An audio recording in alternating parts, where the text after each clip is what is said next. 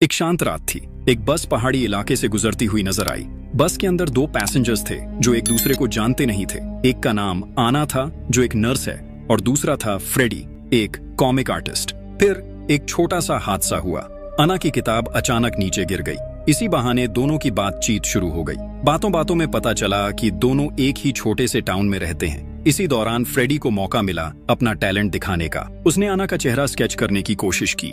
जो माहौल पहले थोड़ा ऑकवर्ड था, अब धीरे धीरे हल्का और कंफर्टेबल होने लगा, क्योंकि फ्रेडी लगातार आना से बात करने की कोशिश करता रहा। लेकिन अचानक ही माहौल बदल गया। बस जिसमें वो दोनों सफर कर रहे थे, एक एक्सीडेंट का शिकार हो गई। आना की आंखें अपने घर में खुलती हैं, लेकिन पूरी तरह से कंफ्यूजन के साथ। उसने कुछ अजीब सा महसूस किया जब उसने देखा कि उसके अंडर आर्म्स के बाल घने होने लगे हैं। ये इस बात का इंडिकेशन था कि शायद वो काफी लंबे समय तक बेहोश थी। फिर आना अपने काम के लिए निकली। जब वो हॉस्पिटल पहुंची तो उसने देखा कि कुछ तो अजीब हो रहा है। पूरा बिल्डिंग जहां वो काम करती थी खाली पड़ा था। एक भी इंसान नजर नहीं आ रहा था। कंफ्यूज्ड आना ने डिसाइड किया कि वो बाहर जाकर चेक करेगी, लेकिन वहां भी उसे जिंदगी के कोई साइंस नहीं मिले, सिर्फ खाली सड़कों और एक अजीब सा सन्नाटा। पैनिक और डर के मारे आना वापस अपने घर चली गई ताकि थोड़ा आराम कर सके, और दिल ही दिल में ये उम्मीद करती रही कि शायद कोई मिल जाए। रात के बीच जब वो गहरी नींद में थी, अचानक उसकी आंख खुल गई, क्योंकि उसने अपने पड़ोस के घर से म्यूजिक की आवाज सुनी। जब उसने इन्वेस्टिगेट किया तो पता चला ये फ्रेडी का घर है, और फ्रेडी भी उतना ही कंफ्यूज था जब उसने देखा कि उनके पूरे शहर के लोग अचानक से गायब हो चुके हैं। ये सब देखकर दोनों समझ गए कि कुछ तो गड़बड़ है। इसलिए उन्होंने डिसाइड किया कि वो पुलिस स्टेशन जाकर कुछ जवाब ढूंढने की कोशिश करेंगे। लेकिन जब वो वहां पहुंचे तो वहां भी कोई नहीं था। यहाँ फ्रेडी एक रेडियो का यूज करता है ताकि बाहर की दुनिया से कांटेक्ट किया जा सके, लेकिन अफसोस सारी कोशिशें बेकार गईं, क्योंकि रेडियो पर एक भी फ्रीक्वेंसी कैच नहीं हो पाई। सिटी से निकलने से पहले फ्रेडी ने एक गन उठाई, ये सोचकर कि शायद उन्हें अपने आप को किसी अननोन थ्रेट से बचाना पड़ सकता है। उसके बाद दोनों ने डिसाइड किया कि वो शहर छोड़ देंगे। लेकिन जब वो सिटी के बॉर्डर पर पहुंचते हैं तो देखा कि बाहर जाने का रास्ता किसी काली और अजीब फॉग से ब्लॉक है। जब उन्होंने शहर के सारे एग्जिट्स चेक किए तो पता चला कि हर जगह वही काली फॉग छाई हुई है। धीरे धीरे उन्हें समझ आया कि ये फॉग पूरे शहर को घेर चुकी है, और ये फॉग धीरे धीरे बढ़ती जा रही है जब तक पूरा शहर उसमें सिमट नहीं जाता। जब निकलने का कोई रास्ता नहीं मिला तो आना और फ्रेडी वापस शहर के सेंटर की तरफ गए ताकि एरिया को और एक्सप्लोर कर सकें। रास्ते में आना को एक रेस्टोरेंट मिला, लेकिन जैसे ही वो उस जगह के पास पहुंची, वो एरिया अचानक से लोगों से भर गया, और तब पता चला ये सब एक फ्लैशबैक था साल 1992 का, जब आना और फ्रेडी दोनों काफी छोटे थे। आना अपने बचपन को देखती है, जो अपनी मासी लू के साथ एक अच्छा पल बिता रही होती है। वहीं दूसरी तरफ फ्रेडी जो बाहर खड़ा होता है, उसे भी एक फ्लैशबैक आता है अपने बचपन की यादों का, जब वो एक कार्निवल पोस्टर देखता है जो उसकी माँ से जुड़ी एक पुरानी याद को ट्रिगर करता है। आना जैसे ही अपनी मासी को छूने की कोशिश करती है, वो पूरी मेमोरी तुरंत गायब हो जाती है और दोनों वापस प्रेजेंट टाइम में लौट आते हैं। आना जो अभी भी कंफ्यूज थी, ये सोचने लगती है कि क्या ये हेलुसिनेशन कोई सिग्नल है, क्या ये उनके लिए सॉल्व करने वाली कोई मिस्ट्री है। वो अपनी रियलिटी को लेकर भी शक करने लगती है। उसका शक होता है कि शायद बस एक्सीडेंट के वक्त ही वो दोनों मर चुके हैं। फ्रेडी ने ये बात सुनी, लेकिन उसने इस बात को न तो पूरी तरह झुठलाया और न ही एक्सेप्ट किया, बल्कि उसने ये सोचा कि हो सकता है वो किसी पैरेलल डायमेंशन में फंसे हुए हैं जो उस बस एक्सीडेंट की वजह से हुआ हो। तो अब ये जानने के लिए कि उनके पास कितना वक्त बचा है, फ्रेडी ने फॉग की स्पीड कैलकुलेट करनी शुरू की। कैलकुलेशन के बाद फ्रेडी ने एस्टिमेट किया कि अगले 3 दिनों के अंदर पूरा शहर फॉग से ढक चुका होगा। टाइम लिमिटेड है। ये समझकर आना और फ्रेडी ने डिसाइड किया कि वो सुपरमार्केट जाकर कुछ जरूरी सामान इकट्ठा करेंगे। इसी दौरान बातचीत के बीच आना को अचानक एक वॉइस रिकॉर्डिंग याद आई जो उसने सबसे पहले हॉस्पिटल में मिली थी। यहीं से दोनों वापस हॉस्पिटल गए और सीधा सीसीटीवी रूम में पहुंच गए। आना ने रिकॉर्डिंग प्ले की और तब उसे रियलाइज हुआ कि ये एक डॉक्टर की आवाज थी जो डिस्कस कर रहा था कि क्या 3 दिन बाद किसी पेशेंट का लाइफ सपोर्ट बंद कर दिया जाए या नहीं। और उस रिकॉर्डिंग में एक बच्चे का नाम भी मेंशन किया गया था। तब जाकर सच सामने आया। असल दुनिया में आना और फ्रेडी पिछले 2 महीने से कोमा में थे, उस बस एक्सीडेंट के बाद जो उन दोनों के साथ हुआ था। और अब उनकी कॉन्शियसनेस एक ऐसी रियलिटी में फंसी हुई है जो दर्शाती है उनके जीवन के आखिरी 3 दिन, जिनमें उनका डॉक्टर डिसाइड करेगा कि उनकी सफरिंग खत्म कर दी जाए हमेशा के लिए। ये सब समझने के बाद आना ने डिसाइड किया कि उसे अपने कोमा से बाहर आना है और वापस रियलिटी में लौटना है। इसलिए एक रास्ता ढूंढने के लिए फ्रेडी ने आना को मनाया कि वो दोनों उस काली फॉग के अंदर जाकर जवाब ढूंढते हैं। जब वो सक्सेसफुली फॉग के अंदर घुसते हैं तो उन्हें एक बड़ा सा पत्थर का गेट मिलता है। जिसे देखकर फ्रेडी कहता है कि उसने इस गेट को पहले भी देखा है, लेकिन अफसोस ये गेट खुल नहीं रहा था और इसे खोलने वाली कीज जमीन पर बिखरी हुई थी, लेकिन उनकी तादाद बहुत ज्यादा थी। फ्रेडी कीज ढूंढने में लगा होता है, तभी अना को गलती से एक लंबी सी चेन मिलती है जो एक बड़े से पत्थर से बंधी होती है, जो ये इंडिकेट करती है कि शायद ये सब जानबूझकर इस तरह से रखा गया है। पैनिक के बीच अना और फ्रेडी मुश्किल से फॉग से बाहर निकलने में कामयाब हो जाते हैं।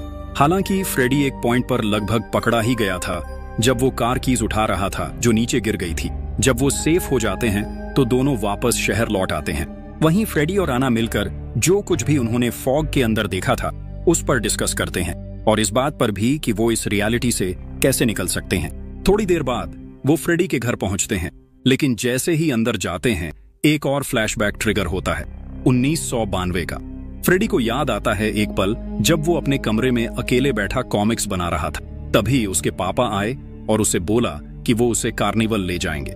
ये एक खुशी भरा पल था, लेकिन छोटा फ्रेडी उस वक्त इस बात को समझ ही नहीं पाया। असल में ये आदमी उसका असली बाप नहीं था, लेकिन फिर भी जो प्यार और केयर उसने फ्रेडी को दिया, उस वक्त फ्रेडी उसे समझ नहीं पाया क्योंकि उसका ध्यान सिर्फ उसके ड्राइंग्स में था। फ्लैशबैक के बाद आना और फ्रेडी सिटी से निकलने के लिए एक नया रास्ता ट्राई करते हैं, इस बार नदी के रास्ते से, लेकिन वहां भी कहीं जाने का कोई रास्ता नहीं मिलता। नदी में सफर के दौरान एना और फ्रेडी अपनी जिंदगी के बारे में बातें करते हैं। फ्रेडी बताता है कि उसे बचपन से ही डरावनी चीजें ड्रॉ करना पसंद था। उसके लिए हॉरर एक ऐसी फीलिंग थी जो उसे जिंदा होने का एहसास दिलाती थी। वो कहता है कि उसके बनाए हॉरर सीन्स कभी कंप्लीट नहीं होते थे, या फिर उनका एंड ऐसे होता था जो कभी खत्म नहीं होता, जैसे एक ऐसी कहानी जो चलती जाए बिना रुके। अना के घर लौटने के बाद फ्रेडी एक सरप्राइजिंग बात शेयर करता है। वो बताता है कि उसके बनाए गए कॉमिक में एक मिस्टीरियस स्टोन गेट था जो बिल्कुल उसी गेट जैसा लगता है जो उन्होंने पहले देखा था, और उस गेट को खोलने वाली की भी बहुत मुश्किल से मिलती है। कॉमिक के उस पेज पर एक डेट लिखी थी जो एग्जैक्टली उसी वक्त के आसपास की थी जब आना को उसकी आंट एक कार्निवल ले गई थी। ये सब जानकर फ्रेडी और आना डिसाइड करते हैं कि सच क्या था। ये जानने के लिए उन्हें सिटी पार्क जाना चाहिए। जैसे ही वो पार्क पहुंचते हैं, अचानक दोनों 1992 में पहुंच जाते हैं। वहीं दोनों विटनेस करते हैं कि कैसे फ्रेडी और एक छोटा लड़का उसी जगह पहुंचते हैं। यंग फ्रेडी अपने 2 दोस्तों के साथ आया था। वहीं दूसरी तरफ आना, जो उस वक्त बहुत खुश लग रही थी, अपनी आंट लू के साथ आई थी। फ्रेडी और आना उस वक्त एक दूसरे को नहीं जानते थे, लेकिन बिना जाने वो दोनों उस वक्त एक ही जगह पर थे जब फ्रेडी और उसके दोस्त एक हॉन्टेड हाउस के अंदर जाने का प्लान बना रहे थे। इसी बीच आना और उनकी आंट घर लौटने का प्लान बना रहे होते हैं। आना को रियलाइज होता है कि वो दोनों बचपन से ही किसी तरीके से कनेक्टेड थे। तभी आना अपने करंट सिचुएशन को 1992 के इंसिडेंट से जोड़कर देखने लगती है। उसे याद आता है कि कार्निवल से लौटने के बाद उसने और उसकी आंट ने घर पर एक ड्रामा किया था जिसमें आना को एक नाइट बनना था। वही ड्रामा करते वक्त आना ने गलती से एक कैंडल गिरा दी थी जो आग लगने की वजह बनी, और उसी फायर एक्सीडेंट में उसकी आंट की मौत हो गई थी। ये सब याद करते ही दोनों एकदम से चौंक जाते हैं क्योंकि उन्हें एक मॉन्स्टर जैसी आवाज सुनाई देती है। वो दोनों बिना सोचे समझे भागते हैं सीधा स्कूल बिल्डिंग की तरफ। वहां पहुंचकर फ्रेडी और आना एक टेबल के नीचे छुप जाते हैं। जैसे ही मॉन्स्टर अंदर आता है, फ्रेडी एक छोटी सी गैप से झांकता है और तब उसकी नजर पड़ती है एक ऑब्जेक्ट पर जो मॉन्स्टर के बॉडी पर लगा होता है। वही ऑब्जेक्ट देखकर उसे समझ आता है ये वही ऑब्जेक्ट है जो उस स्टोन गेट को खोलने के लिए चाहिए था। दोनों जब महफूज हो गए तो वापस अना के घर लौट आए। जब तक फ्रेडी घर के सारे दरवाजे लॉक कर रहा था, अना एक पुराना बॉक्स खोलने लगती है जो उसके बचपन की यादों से भरा हुआ होता है। उस बॉक्स में उसे एक किताब मिलती है जो कभी उसने खुद लिखी थी, एक ड्रामा सीन जिसमें विलेन एक मॉन्स्टर था और उस मॉन्स्टर को हराने वाली जो कैरेक्टर थी वो खुद आना थी, एक नाइट के रूप में। इसी क्लू से उन दोनों को एहसास होता है कि यहाँ जो कुछ भी हो रहा है, चाहे वो गेट हो या मॉन्स्टर, ये सब उनकी पुरानी इमेजिनेशन का हिस्सा है जो किसी अजीब वजह से अब इस रियलिटी में मैनिफेस्ट हो गया है। और जब उन्हें ये समझ आ जाता है कि इस नाइटमेयर से बाहर निकलने की चाबी उसी मॉन्स्टर के पास ही है, तो दोनों मिलकर एक प्लान बनाना शुरू करते हैं। कुछ मीट और एक्सप्लोसिव्स से एक इंसानी जिस्म जैसे दिखने वाला डॉल तैयार किया गया। फ्रेडी और आना ने उसे एक जगह पर रख दिया, फिर एक बिल्डिंग के ऊपर से छुपकर देखने लगे। जैसे ही मॉन्स्टर वहां आया और डॉल के करीब पहुंचा, दोनों की सांसें रुक गईं। और सबसे बुरा यह हुआ कि जो जंजीरें उस क्रीचर को रोके हुई थीं, अब टूट चुकी थीं। जानते हुए कि सिचुएशन अब और ज्यादा खतरनाक हो चुकी है, फ्रेडी और आना घबरा जाते हैं और तुरंत भाग निकलते हैं उस क्रीचर से बचने के लिए जो अब उनका पीछा कर रहा था। वो दोनों एक बिल्डिंग से दूसरी बिल्डिंग में भागते रहे और आखिरकार एक चर्च के अंदर जाकर छुप गए। इतने सारे हादसों के बाद अब उनके बीच का रिश्ता पहले से ज्यादा गहरा लगने लगा था। यहीं फ्रेडी अपने दिल की बात कहने की कोशिश करता है, लेकिन उसी वक्त कुछ अजीब होता है। आना को अचानक से तेज दर्द महसूस होता है और तब पता चलता है कि रियल वर्ल्ड में उसका जिस्म लगभग मरने के करीब है। ये सब देखकर फ्रेडी एक बड़ा फैसला लेता है। वो आना को बचाएगा किसी भी कीमत पर। अब बस एक ही रास्ता बचा है, उसे उस मॉन्स्टर का अकेले सामना करना होगा। फ्रेडी तय करता है वो उस की को लेकर ही लौटेगा या फिर कभी नहीं। लेकिन जैसे ही फ्रेडी बाहर जाता है, अना देखती है कैसे वो क्रीचर फ्रेडी को मार देता है और उसे अंधेरे में घसीट ले जाता है। ये सब देखकर अना का दिल टूट जाता है। उसकी आंखों में उदासी और दिल में बेपनाह मायूसी छा जाती है। अना को लगता है कि फ्रेडी ने सिर्फ उसे बचाने के लिए अपनी जान दे दी। इसी यकीन के साथ अना फैसला लेती है अब वो फ्रेडी को ढूंढने जाएगी। लेकिन जैसे ही वो अपने पुराने घर के पास से गुजरती है, उसकी नजर अपने बचपन की कुछ यादों पर पड़ती है और अना अचानक डिसाइड करती है कि एक बार वहां रुकना चाहिए। उसी पल एक अजीब ट्विस्ट के साथ आना एक दर्दनाक सच्चाई का सामना करती है, अपनी आंट की मौत के बारे में। उस दिन जब वो कार्निवल से वापस आई थी, छोटी आना अपनी आंट के साथ घर पर बड़े उत्साह से एक ड्रामा सीन परफॉर्म कर रही थी। उस सीन में आंट लू एक मॉन्स्टर का रोल प्ले कर रही थी जिसे आना हराने वाली थी। लेकिन आना को ये नहीं पता होता कि उसके घर के बिल्कुल बाहर फ्रेडी और उसके दोस्तों को वहां आते देखा गया था। उन्हें लग रहा था कि ये घर किसी भूतिया जगह जैसा है। फ्रेडी, जो अपनी हिम्मत दिखाना चाहता था, उस घर पर पत्थर फेंकने की कोशिश करता है। लेकिन कुछ ही देर बाद फ्रेडी वापस आता है। उसका शरीर बुरी तरह से घायल होता है और तब पता चलता है कि आना की आंट की मौत के पीछे जो वजह थी वो फ्रेडी खुद था। ये जानकर फ्रेडी का गिल्ट और भी गहरा हो जाता है। वो आना से माफी मांगता है, एक ऐसे हादसे के लिए जो उसने कभी जानबूझकर नहीं किया था। और इसी गिल्ट की वजह से आखिरकार दोनों एक ऐसी रियलिटी में फंस जाते हैं जो सिर्फ इसलिए पॉसिबल हुई क्योंकि दोनों के अंदर हमेशा गिल्ट था और वो कभी अपनी रियलिटी का सामना नहीं कर पाए। कुछ ही पल बाद मॉन्स्टर अचानक से घर के अंदर आ जाता है। डर के बावजूद आना उसके सामने खड़ी हो जाती है, उस क्रीचर का सामना करती है। जब वो क्रीचर बेहोश हो जाता है, आना उसके शरीर से वो की निकाल लेती है। वक्त बहुत कम था, इसलिए आना जल्दी से फ्रेडी के जिस्म को उठाकर वापस उस स्टोन गेट तक ले जाती है, जहां वो तुरंत गेट खोलने की कोशिश करती है। शुरुआत में की से गेट नहीं खुल पाता, लेकिन फिर आना को समझ आता है कि इस दुनिया से निकलने के लिए उसे और फ्रेडी को मिलकर दरवाजा खोलना पड़ेगा, एक ऐसे सिंबल के रूप में जो दिखाता है कि उनकी तकदीरें एक दूसरे से जुड़ी हुई हैं।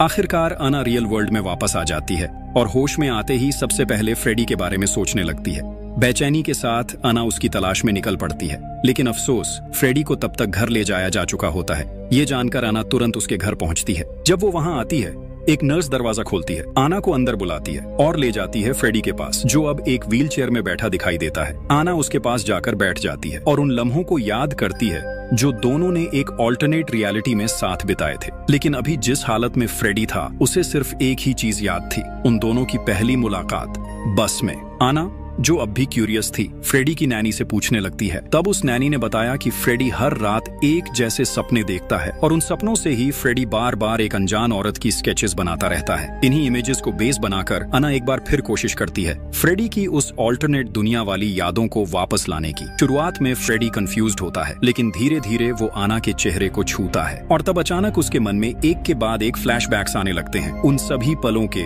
जो उन्होंने साथ बिताए थे। तो दोस्तों, ये थी कहानी आफ्टर मूवी की, जो 2012 में रिलीज हुई थी। एक फैंटेसी हॉरर जॉनर की फिल्म जिसका प्लॉट मेरी नजर में काफी अच्छा था। तो शुक्रिया इस एक्सप्लेनेशन को देखने के लिए। मिलते हैं अगली बार एक नए वीडियो के साथ।